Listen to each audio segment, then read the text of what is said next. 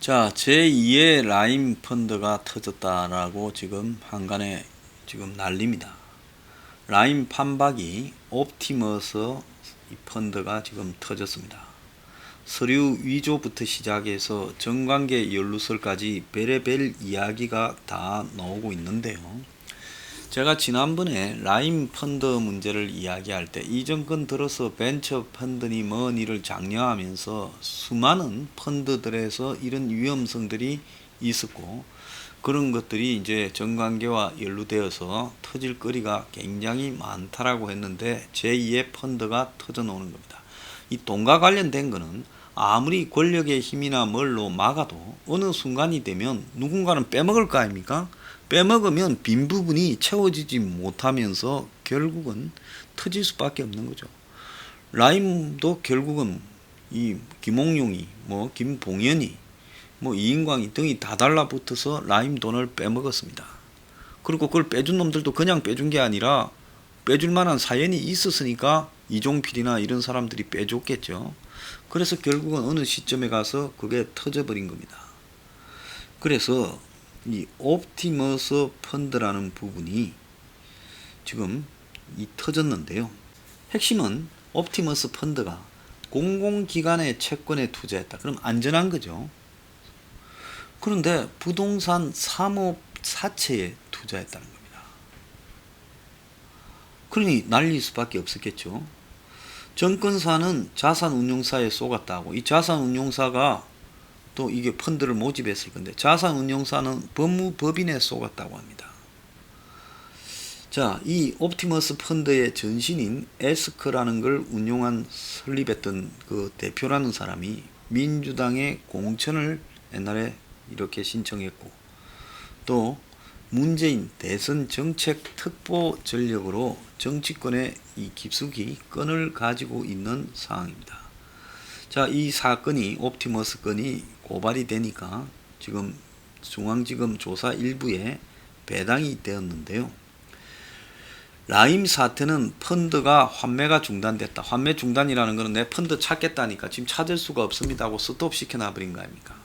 근데 이 규모가 컸고 사기가 들어 있어서 역대급이었는데 이게 노컷뉴스 보도예요. 옵티머스 펀드도 굉장히 비슷한 수순을 보이고 있다. 정권사는 자산운용사가 서류 위변조 사기를 쳤다고 하고 운용사는 법무법인이 속였다고 정관계가 연루되어 있다라는 이야기도 들리고 라임이란 판박이다. 사모 펀드 자체의 신뢰가 다 무너지는 게 아니냐. 제가 봤을 때 국내의 사모 펀드가 아마 대부분이 문제가 될 거다. 제 방송 들으시는 분들은요. 사모 펀드 하지 말고 공모 펀드 하세요. 자, 사모펀드 이 규모가 5,500억인 옵티머스 자산운용사의 펀드입니다. 업지엔에서는 이것이 라임의 판박이다 하고 국내 굴지의 정권사인 NH 농협 아닙니까? NH투자증권이 이 가운데 4,700억을 팔았다는 거예요. 자, NH라고 하면 신한금융그룹의 조용경이가 라임 사태에서 거론되었던 것처럼 농협도 이게 정부하고 관련이 있다 보니까 농협계열 정권이 주인 없는 회사 비슷하게 이런 일에 끼어들 소지가 많고 정치적으로 누가 압력 넣기에 매우 좋은 회사입니다. 그런데 환매가 중단되면서 이 사태가 터졌어요. 옵티머스가 18일 NH투자증권과 한국투자증권에 만기가 도래한 돈을 217억, 167억을 내야 되는데 줄 수 없다고 공문을 보냈다는 거예요. 그럼 정권사들이 왜 환매 불가하냐라고 이유를 물었고 옵티머스 측은 황당한 답변을 했는데 공공기관 매출 채권에 투자했다고 정권회사 말했지만은 사실은 이름도 알 수 없는 기업의 회사채가 발행한 사채에 투자했다는 거예요. 이름도 알 수 없는 기업의 회사채도 아니고 회사채가 발행한 사채에다가 또 투자했다는 거예요.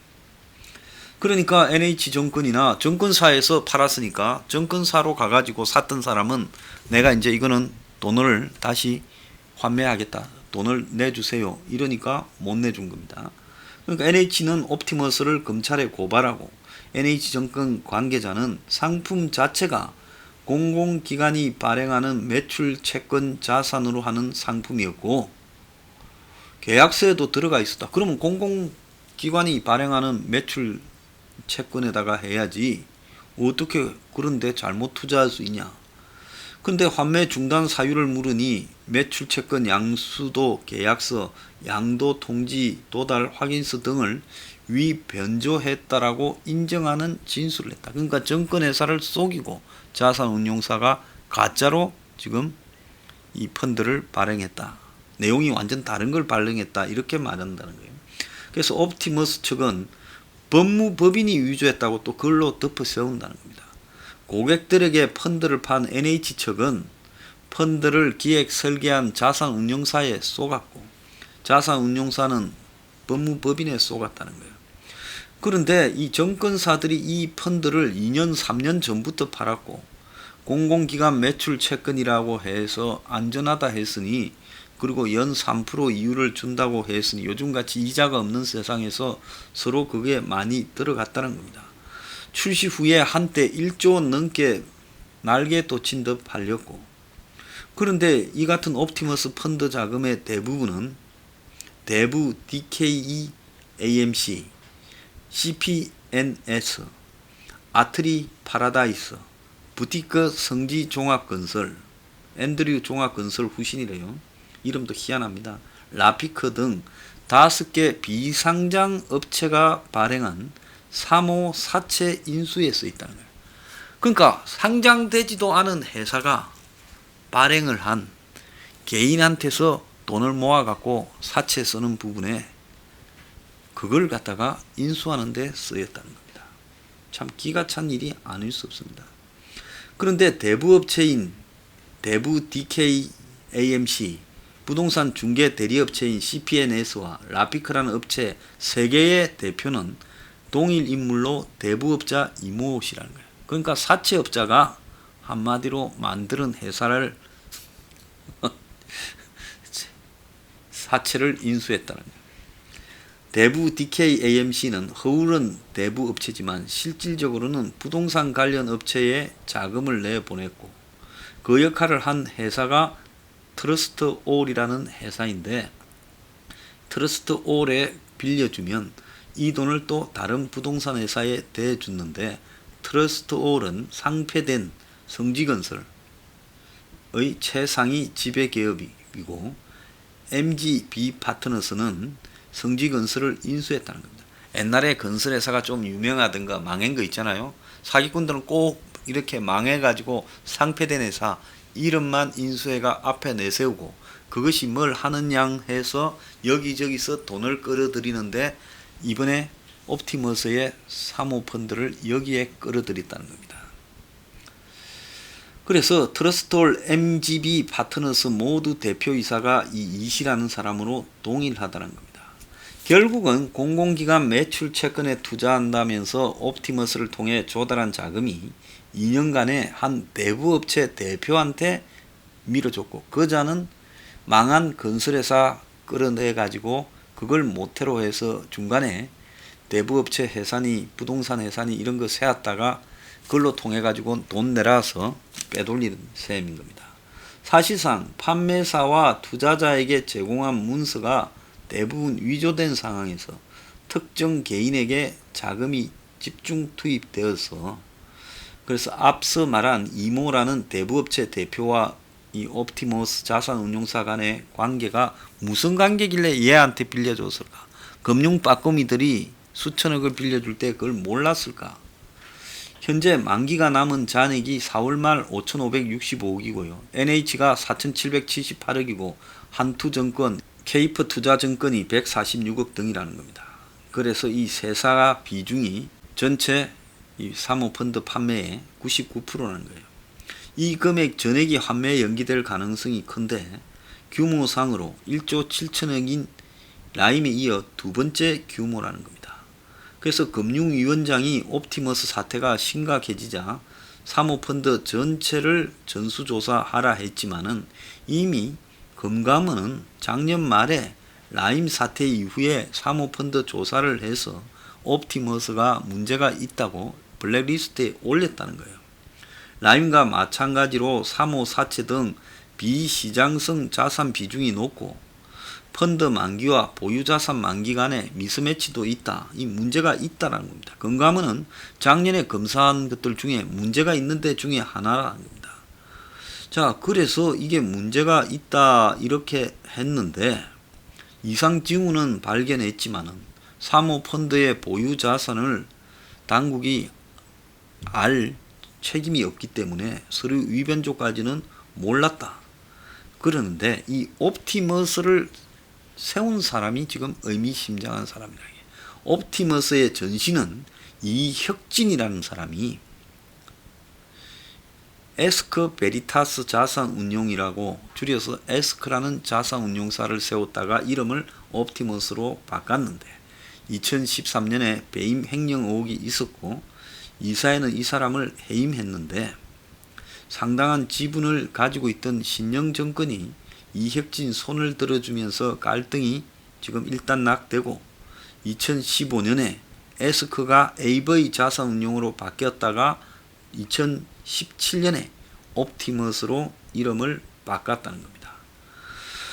그런데 금감원이 2018년 조사하니까 이 이혁진이라는 사람은 2013년부터 17년까지 계속 횡령을 했는데 당시 금감원 공시를 보면 이혁진이는 이사회 등의 결의를 거치지 않고 423회에 걸쳐서 회사 계좌에서 자금을 이체받아서 10억 이상을 개인 용도로 사용했다는 거예요.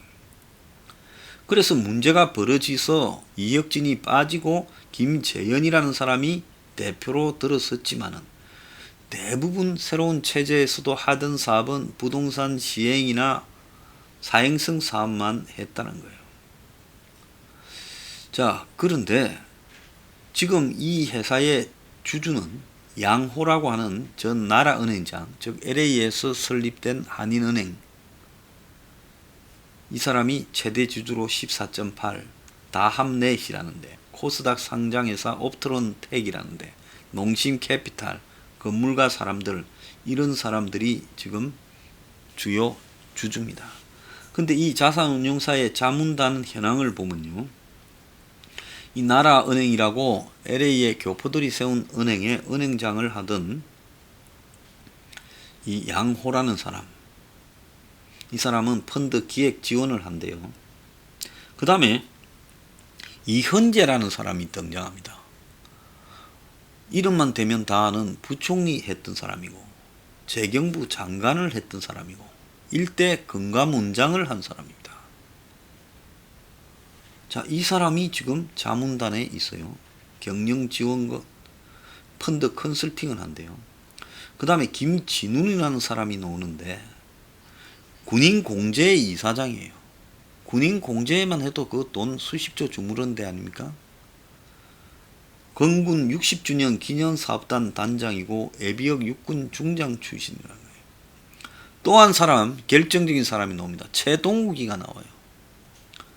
자, 문정권 들어서 최고의 변호사라고 지금 거론되는 과거 그 혼외자 사건으로 시끄러웠던 최동욱이 법무법인 서평 변호사가 검찰총장을 했고 서울고검 검사장을 했던 최동욱이가 여기 또 자문위원으로 자문단에 있어요. 그러니까 자문단 멤버로 보면 금융계의 황태자인 이현재, 재계, 그 다음에 군인 쪽에 군인공제 이사장 한 사람 최동욱이, 그리고 LA 교포은행의 은행장, 이런 쟁쟁한 사람들이 다 멤버라는 겁니다. 이현재는 이강재와 더불어서 여시제 멤버기도 합니다. 한때 여시제 이사장을 했죠.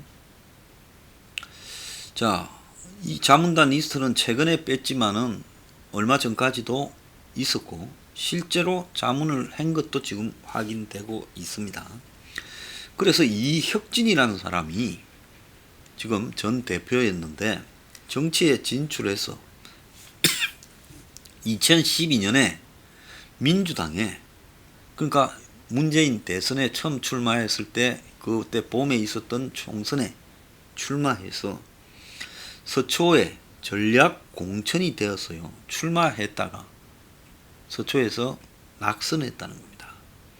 그리고 문재인이 낙선할 그 대선에 대선 후보 금융정책 특보를 지냈다는 거예요. 과거에도 이혁진이가 좀 시끄러운 사람인데요. 아무리 떨어질 가능성이 높은 지역이라도 서초쯤에 이 전략 공천으로서 당시 민주당이 공천할 때는 개나 소나 안 하죠. 거기에 출마한 사람은 굉장히 신경을 써서 골라서 했을 거고, 그래서 거기 떨어지고도 문재인 정권의 금융 전문가로서 대선 특보를 했다. 만약에 문이 당선되었으면 이 사람은 중용되어서 한자리를 했겠죠.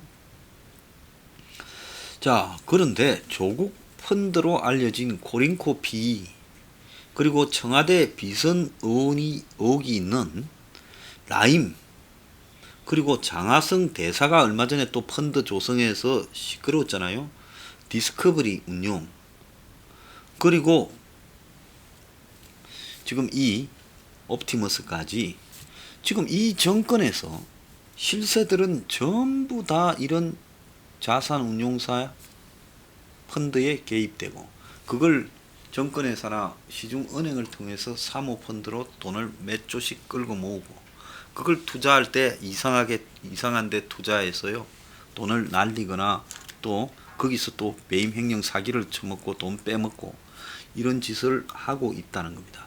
그래서 이 정권 들어서 이런 일이 계속 정권 실세와 관계 있는 부분에서 등장하고 있는 것은 이거는요 뭔가가 이 정권의 핵심들 대부분이 이런 일에서 다 연루되어서 해먹고 있는 거 아니냐, 지금 이런 의혹을 낳고 있는 겁니다. 자, 최동욱이나 이현재 같은 사람은 자기들은 여기에 뭐 그냥 깊게 관여하지 않았다, 지금은 활동 안 한다 이러지만은 결국은 이 사람들이 이름이 빌려져서 이 옵티머스 자산운용에 신뢰가 형성되고 그리고 여기에서 바탕이 되어서 지금 펀드를 돈을 모을 수 있는 사기의 근거가 생긴 거 아니냐. 그래서 이런 사람들을 이름을 보고 지금 정권회사들도 열심히 팔아줘도 문제가 없겠구나 이렇게 생각을 한 겁니다. 사건이 라인과 비슷한 거는 자, 이 사채로 확보된 자금이 대여금 형태로 또 다른 회사에 빌려졌다는 거죠. 자, 펀드를 정권회사에서 팔아가지고 돈이 들어오잖아요. 그러면 이런 회사에 또 사채를 샀잖아요. 그러면 사채를 팔고 그 회사에 들어간 돈이 또 다른 회사에 이렇게 갔다는 겁니다.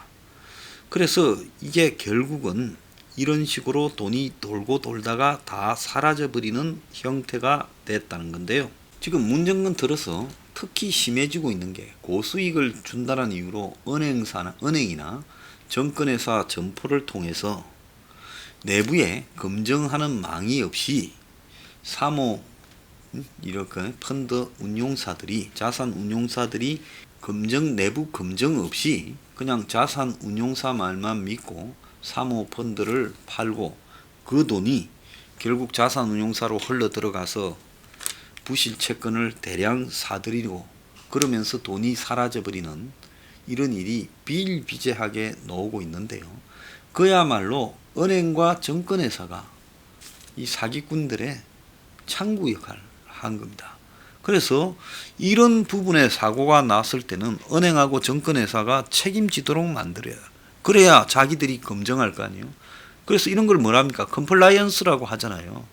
그래서 내부적으로 이런 부분을 갖다가 검증하는 이런 내규가 정확하게 갖춰져야 된다는 겁니다.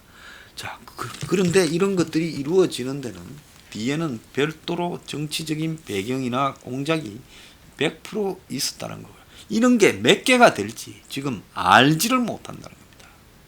아마 문 정권은 나중에 사기 사모펀드 천국이었다고 그렇게 기록될 겁니다.